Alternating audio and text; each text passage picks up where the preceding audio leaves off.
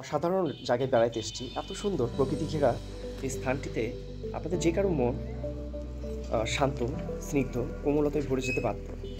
এই জায়গাটির নাম গোরখঘাটা রেঞ্জ। গোরখঘাটা রেঞ্জ।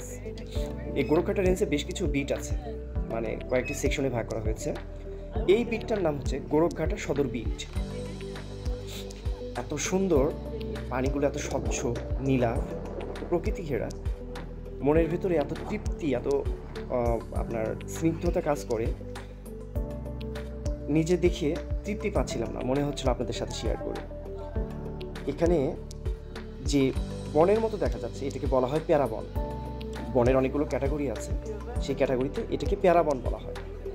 এই প্যারাবনটা আদিনাথ ঘাট বলে এটাকে, আদিনাথ ঘাটের উপরে নির্মিত, মহেশখালী উপজেলা, কক্সবাজার জেলা।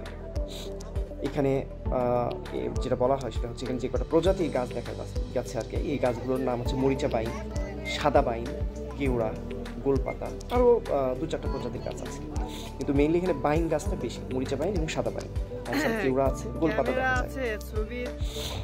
এই উপকূলে একটা বাগান আছে, বাগানটা পুরোপুরি প্রাকৃতিক না, এখানে কৃত্রিমতা আছে। এখানে বাংলাদেশ গভর্নমেন্ট, গণপ্রজাতন্ত্রী বাংলাদেশ সরকারের উপকূলীয় বন বিভাগ চট্টগ্রামের পক্ষ থেকে এই বাগানটা করা হয়েছিল 2003-2004 ইংলিশ অর্থ সনে।